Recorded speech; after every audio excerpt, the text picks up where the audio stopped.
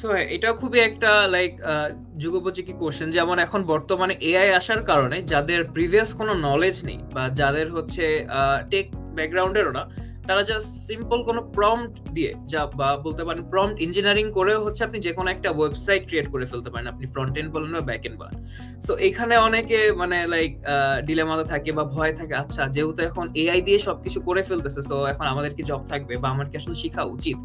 আমি বলবো ডেফিনেটলি। কারণ আপনার যদি ওই নলেজটাই না থাকে, আপনি হ্যাঁ একটা প্রম্পট দিয়ে একটা জিনিস প্রম্পট জেনারেট করে আপনি একটা ওয়েবসাইট বানালেন, বাট আপনি কোথায় কোন ফাংশনটা কাজ করতেছে, আপনি কোথায় কি চেঞ্জ করতে হবে, বা আপনি কি চেঞ্জ হলে কি ইফেক্টটা ওয়েবসাইটে দেখতে পারবেন, বা স্পেসিফিক আপনার রিকোয়ারমেন্টের জন্য কি চেঞ্জ বা কি করা দরকার, আপনার যদি কোনো নলেজই না থাকে আপনি ওটা কাজ করতে পারবেন না।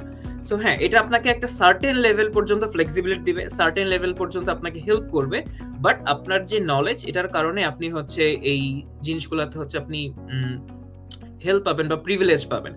আর অ্যাজ এ টেক গাই বলেন আর নন টেক গাই বলেন, যে কোনো মানুষই হচ্ছে জিনিসগুলো করতে পারে, এবং এখন দেখতে পাচ্ছেন মোটামুটি অনেকেই এগুলো নিয়ে হচ্ছে কাজ করছে। সো আপনার যদি নন টেক পার্সন হলেও এই জিনিসগুলো নিয়ে আপনারা আর কি মুভ করতে পারবেন, কাজ করতে পারবেন বেসিক্যালি।